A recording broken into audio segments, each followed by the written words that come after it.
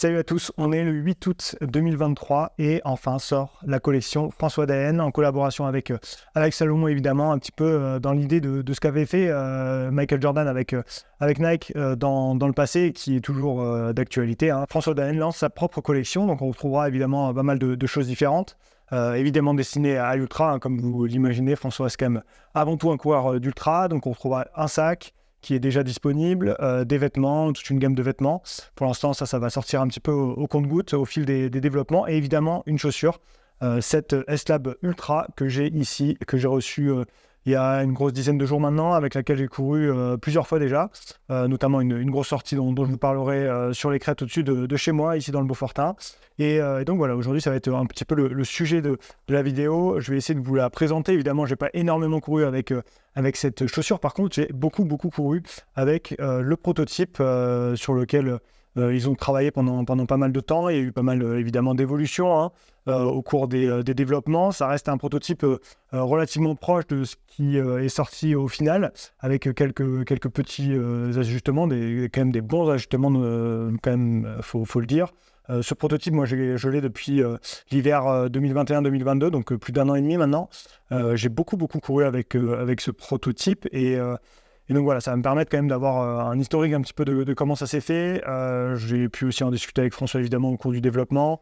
Et puis voilà, donc ça me donne quand même un peu de recul par rapport à cette chaussure. Mais je voulais quand même profiter de l'actualité pour vous parler de cette chaussure, un petit peu mes premières ressentis et vous donner un peu mon avis à son propos. L'autre chose, évidemment, c'est que là, vous voyez devant moi, j'ai évidemment donc, cette S-Lab Ultra, mais j'ai également les autres chaussures destinées aux longues distances dans la gamme S-Lab. La S-Lab Genesis, évidemment, dont je vous ai énormément parlé. Et puis, la S-Lab Ultra 3, dont je vous avais déjà parlé aussi. Là, c'est la nouvelle version avec la tige qui a été revue et qui est en Matrix maintenant. Donc là, vous avez ici, devant les yeux, là, trois modèles avec du Matrix, une tige en Matrix, la S-Lab Ultra, la S-Lab Genesis, la S-Lab Ultra 3, nouvelle version. Donc je vais essayer aussi de vous un peu les comparer. Je n'ai pas vraiment fait de script, je vais essayer de vous présenter un petit peu la vidéo, mes premiers ressentis à chaud comme ça. Je vais essayer que la vidéo ne dure pas non plus trop longtemps. Donc cette S-Lab Ultra, c'est une chaussure, notamment quand vous la voyez dans cette couleur rouge. J'imagine que vous l'avez déjà en tête, c'est évidemment une chaussure avec laquelle François a couru. Alors je ne sais pas si c'était exactement la même version. En tout cas, visuellement, ça ressemble beaucoup. Après, François, il a toujours un peu du custom, donc des choses un peu faites sur mesure. Il y avait évidemment la guêtre aussi, mais c'est évidemment une chaussure que vous reconnaissez sans doute, qu'il avait mise notamment à la Hard Rock 100 l'année dernière, il y a 2 ans aussi, l'UTMB 2021, tout ça. Donc c'est quand même une chaussure qu'il a beaucoup éprouvé, qui évidemment rentre dans ce que lui recherche. C'est un peu l'objet quand même de cette gamme, c'est de proposer des produits que lui-même a imaginé un petit peu. Un mot sur la collection François Daen. Donc l'idée de François, c'était de pouvoir développer avec Salomon, en collaboration évidemment, des produits destinés à l'ultra-distance. C'est évidemment, depuis toujours, François a fait de l'ultra et c'est là-dessus qu'il s'est spécialisé, là-dessus qu'il a fait toute sa carrière, toute sa légende. Et donc forcément, ça faisait du sens pour lui de proposer, d'essayer de développer. C'est quand vous le connaissez, François, c'est quelqu'un qui est hyper méticuleux, qui va hyper loin dans le développement des produits. C'est quelque chose qu'il aime beaucoup. Et voilà, ça fait des années maintenant qu'il développe des produits avec Salomon, et il avait envie d'aller encore un peu plus loin là-dedans et de proposer sa propre gamme finalement de produits destinés à l'ultra distance. Et donc voilà, c'est ce qu'il fait. Aujourd'hui, il y a une chaussure, un sac, des vêtements qui vont s'étoffer, comme je vous le disais, au fil des mois, au fil des années. Un petit mot aussi sur cette collection. Je sais que François, pour en avoir quand même pas mal discuté avec lui, il a vraiment envie aussi de mettre un accent sur un peu l'éco-conception de ses produits. En tout cas, essayer de faire attention le plus possible sur ces produits, à quelles matières sont utilisées, comment on produit les chaussures, produit les vêtements, toutes ces choses-là, et essayer, il a vraiment challengé les équipes au sein de chez Salomon pour essayer d'aller le plus loin possible sur un peu l'éco-conception des produits. Sur cette S-Lab Ultra, je ne saurais pas forcément vous dire à quel point ils sont allés loin en la matière. Le fait est que ils ont essayé de concevoir en tout cas une chaussure qui est durable, donc ça c'est quand même un point important. Bon, vous me direz, toutes les marques maintenant essaient de faire ça, évidemment. La présence de la tige en Matrix en est un exemple, mais en tout cas voilà, je sais que globalement la philosophie aussi de cette nouvelle gamme collection François Daen, c'est essayer d'aller aussi assez loin sur ces questions-là. Je vous présente rapidement la chaussure avant d'essayer de vous la comparer et puis essayer de vous donner mon premier avis, mes premiers ressentis. C'est une chaussure évidemment qui est d'abord destinée à l'ultra-distance. Je pense qu'il faut bien garder ça en tête au moment de juger la chaussure parce que vous le verrez, j'ai évidemment des points positifs, des points moins positifs.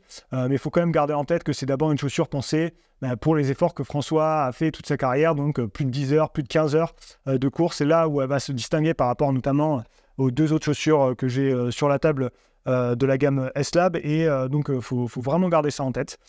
C'est une chaussure qui n'est pas la plus légère du marché. Sur ma balance, celle-là en 42 tiers, 8,5, je suis à 289 grammes. Comparé à une Genesis, vous voyez, c'est quand même 20 bons grammes de plus. C'est relativement le même poids, peut-être un poil plus lourd qu'une S-Lab Ultra 3. Donc ça reste une chaussure, voilà, c'est pas lourd, mais c'est pas parmi les plus légères. Encore une fois, c'est une chaussure faite pour 10-15 heures de course ou plus. Donc, est-ce qu'à ce moment-là, après de 15 heures de course, on est vraiment à 10 grammes près? Je ne sais pas vraiment. En tout cas, c'est à noter. La présence du Quick Lace, une tige en matrice, comme je vous le disais. Donc, en termes de semelle extérieure, vous le verrez, je ferai des gros plans. C'est des crampons qui sont relativement peu marqués. Une structure de cramponnage qu'on avait l'habitude sur notamment la S-Lab Ultra 3. Si on les met côte à côte, c'est relativement similaire. Les crampons sont peut-être un peu plus marqués en profondeur. Voilà, je reviendrai aussi sur cette semelle extérieure. Ce qui est important de noter sur cette présentation de chaussures, c'est la midsole, la structure de la midsole. Donc on est sur une mousse en fait qui est un peu sur le papier en tout cas la même que ces mousses un peu nouvelle génération qu'utilise Salomon, notamment qui avait utilisé sur la Genesis. Vous le verrez en termes de ressenti, pour moi c'est vraiment quand même assez différent. On est donc sur le papier sur des mousses relativement molles. Vous le verrez que les ressentis encore une fois sont un peu différents. Il y a surtout la grosse différence par rapport à tous les autres modèles, c'est la présence d'une plaque à l'intérieur de la chaussure. C'est pas une plaque comme voilà, c'est un peu la mode en ce moment et on en parle beaucoup. Déjà, c'est pas une plaque en carbone, c'est le premier point. Et ensuite, c'est pas une plaque qui est nécessairement là pour le dynamisme et le rebond de la chaussure. C'est une plaque qui est avant tout là pour filtrer le terrain. Ça, c'est quelque chose que François a vraiment voulu. C'est vraiment quelque chose qui est venu de lui, cette idée de vouloir filtrer le terrain et de se dire qu'après 10-15 heures de course, on a besoin pour conserver la même foulée et essayer d'être sur la même mécanique, d'avoir une chaussure qui permette d'éviter qu'on sente trop le terrain. Et ça, c'est quelque chose qu'il n'avait pas auparavant et que François a vraiment voulu développer. C'est pour ça qu'ils ont mis une plaque à l'intérieur d'abord pour filtrer le terrain. Et encore une fois, ça aussi, j'y reviendrai. Un petit point sur le drop, on est sur du 8 mm. Il me semble que c'est la même chose sur la S-Lab Genesis. Il me semble que c'est exactement la même chose aussi sur la S-Lab Ultra 3. On est sur un stack qui est vraiment important, 39 mm à l'arrière, 31 mm à l'avant, donc il y a quand même vraiment une grosse semelle. Je vais vous donner un peu mes premières impressions avec cette S-Lab Ultra, d'autant plus que j'insiste sur le fait que c'est des premières impressions parce que finalement, comme je vous le disais, j'ai quand même beaucoup couru avec le prototype, ce prototype-là. J'étais à presque 800 bornes avec ce prototype-là, donc vous voyez, j'ai vraiment beaucoup couru. La dernière grosse sortie que j'ai faite avec ce proto, c'était juste avant la fracture de fatigue dans les Bauges. Là, je préparais l'Alsace by UTMB et j'avais ces chaussures qui n'étaient pas encore ressemblées à l'époque. Et donc, en fait, finalement, si j'ai couru autant avec ces chaussures-là, c'est qu'il y avait des choses qui m'intéressaient vraiment avec ce prototype. Et pour vous dire, je trouve que finalement, les sensations pour l'instant sont assez différentes avec cette S-Lab Ultra. Je trouve qu'ils ont un peu changé la structure, le fit, même la mousse aussi qui a évolué. Donc, je trouve ça aussi intéressant en fait de s'apercevoir les évolutions comme ça entre un prototype et une version finale. Et en tout cas, ouais, c'est quelque chose à noter. Mais j'ai quand même, c'est la même philosophie. Il y avait déjà une plaque à l'intérieur pour filtrer le terrain. C'était déjà une chaussure dans laquelle c'était vers quoi François voulait aller. Et ils sont finalement arrivés à cette S-Lab Ultra qui a des qualités qui aussi pour moi a encore des défauts. Surtout, je tiens d'abord à signaler, avant de vous donner mon avis, que finalement des efforts de 10 heures ou plus, finalement moi j'en fais très rarement parce que en course, vous voyez bien, je mets quasiment plus de dossard sur Ultra. En tout cas cette année, pour l'instant j'en ai pas mis, donc j'ai pas forcément l'occasion à l'entraînement d'aller sur plus de 10 heures de course. Donc est-ce que j'en tire tous les bénéfices moi de cette chaussure potentiellement? Sans doute pas, en tout cas pas pour le moment. Si je reviens sur ces efforts-là de plus de 10 heures, 15 heures, peut-être que justement, ça sera une chaussure qui sera peut-être intéressante à utiliser. Mais voilà, pour le moment, c'est vrai que quand on va courir comme ça, même 4-5 heures avec une chaussure, en tout cas, cette chaussure elle a été pensée pour plus longtemps que ça. Donc c'est quand même important à garder en tête au moment où je donne mon avis, parce que finalement, sans doute que mon avis serait peut-être un peu différent si je vous le donnais après être parti sur une TDS par exemple, typiquement, et à la fin de la TDS, je vous disais, voilà, finalement, cette chaussure, elle a été pensée pour ces efforts-là de temps, de plus de tant d'heures, et elle a réussi ou non ses objectifs. Tant qu'elle n'aura pas été testée, je pense, sur des ultras, typiquement, ça sera un peu dur d'exploiter tout son potentiel. Ça, c'est quand même une chose importante à noter. Après, je pense aussi que parmi vous qui regardez, qui êtes potentiellement intéressés par cette chaussure, vous allez être aussi beaucoup à l'acheter et à faire beaucoup de vos sorties qui seront au moins de 10-15 heures. Hein. Évidemment, ça sera d'abord votre chaussure d'entraînement avant de la mettre en compétition sur vos ultras. Donc, c'est aussi important de savoir qu'est-ce que ça va donner sur des sorties 3, 4, 5 heures, 6 heures. C'est aussi là, c'est là en fait qu'on utilise le plus la chaussure finalement. La compétition, c'est un peu la cerise sur le gâteau, mais c'est au quotidien en fait aussi qu'on a envie de savoir comment cette chaussure répond. Et là, pour le coup, je peux vous donner un avis un peu plus précis. Parlons d'abord des qualités, ce qui font que je trouve que cette chaussure est quand même intéressante. Déjà, le fit. Je m'attendais à un fit un peu plus large, ce qui était un peu le cas d'ailleurs sur ce prototype. Le fit de la chaussure était un poil plus large, je trouve. En tout cas, la base de la chaussure était plus large. Là, on est sur un fit qui est un peu plus étroit et un peu plus précis aussi, forcément. Du coup, ça, c'est quelque chose que, pour le coup, vous savez, de plus en plus, moi, j'aime ces fits un peu proches du pied. Et je m'y retrouve vraiment, pour le coup, dans cette chaussure. Je m'attendais à quelque chose d'un peu plus large et finalement, je retrouve un peu ce fit relativement proche. Après, ça reste quand même, on est très très loin d'une Pulsar, évidemment. Hein, il y a beaucoup plus d'espace. Et je pense que si vous partez sur Ultra, si vous avez vous avez choisi la bonne taille, ça posera sans doute aucun souci. D'autant plus que cette sensation d'avoir le pied quand même bien maintenu, c'est aussi dû à cette tige en matrix qui permet ça. C'est une tige qui est hyper légère évidemment, mais c'est aussi une tige qui, je trouve, maintient bien le pied. C'est un fit qui, je trouve, est vraiment réussi. Autre gros avantage de cette chaussure que j'avais, et ça m'avait assez bluffé d'ailleurs sur le prototype, et c'est aussi pour ça que j'ai beaucoup mis ce prototype ces dernières années.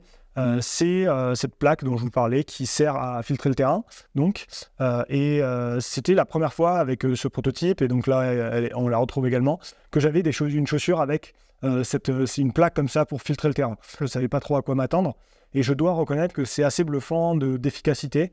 On ne sent pas les racines, on ne sent pas les cailloux, et c'est vrai que j'imagine que sur vraiment de longues heures de course, ça peut être un vrai avantage pour le coup, d'avoir ce filtre terrain qui est là pour protéger le pied. Et vous savez, j'ai le syndrome de Morton, et c'est quelque chose qui m'a permis aussi de courir avec beaucoup moins de douleur aussi ces dernières années, donc cette dernière année et demie. Pour ça aussi que j'ai beaucoup mis cette chaussure-là, parce que finalement, ça me soulageait beaucoup mon pied de ce point de vue-là. Et globalement, c'est vrai que les pieds sont vachement bien protégés grâce à ces plaques. Je pense que globalement, c'est aussi une chaussure qui sera quand même vraiment durable. Hein. C'est une semelle extérieure dont les crampons sont relativement peu marqués, qui devrait quand même tenir dans le temps. C'est une tige en matrix qui va faire ce qu'on sait qu'elle est capable de faire. Hein. C'est des tiges qui tiennent vraiment bien dans la durée. Globalement, la construction, je pense, est faite pour que ce soit une chaussure qui dure. De toute façon, c'est une chaussure qui est pensée pour les longues distances. Je pense que la plaque ramène aussi une forme de rigidité, j'y reviendrai, mais qui aussi amène qui évite à la chaussure de se déstructurer un peu aussi au fil des heures, et donc évite aussi typiquement dans des affaissements. Là récemment, j'ai vu chez quelqu'un une Genesis qui s'est affaissée un peu, typiquement la présence de la plaque aurait sans doute permis d'éviter un peu ça, en tout cas elle l'aurait retardé. Donc je pense qu'en termes de durabilité, ça va être quand même une chaussure qui va tenir dans le temps. Ça, c'est aussi intéressant à noter. Après, il y a quand même des points, je trouve, quand même à choisir. Hein. C'est vrai que là, comme je le disais, j'ai sur la table à la fois la S-Lab Genesis, la S-Lab Ultra 3, et clairement, à choisir moi demain, si je dois choisir entre la S-Lab Ultra et la S-Lab Genesis, je partirai avec une S-Lab Genesis qui correspond mieux à mes attentes, à mes goûts, tout simplement, par rapport à une S-Lab Ultra. Maintenant, je suis vraiment content d'avoir une S-Lab Ultra dans dans ma rotation de chaussures. Mais voilà, c'est vrai qu'à choisir, je préfère encore la Genesis. Pourquoi? Déjà, en termes de poids, c'est une chaussure évidemment qui est un peu plus lourde. Donc, comme je vous le disais, hein, pour des sorties quotidiennes, on va dire, dans le quotidien, ça reste... on a envie d'un peu plus de légèreté peut-être dans le quotidien, sur des sorties 3, 4, 5 heures. Ça compte quand même, je trouve. Et donc, de ce point de vue-là, la Slab Genesis, c'est un poil plus agréable, je trouve. Ça, c'est une première chose. Ensuite, il y a évidemment cette midsole dont je vous parlais, hein, qui est un des gros points de cette chaussure. Pas de plaque à l'intérieur de la Slab Genesis, qui lui permet d'être aussi un peu plus légère, parce qu'une plaque, forcément, ça vient rajouter du poids. C'est clair que, en tout cas, cette S-Lab Ultra, il faut quand même être conscient que la midsole est relativement ferme encore.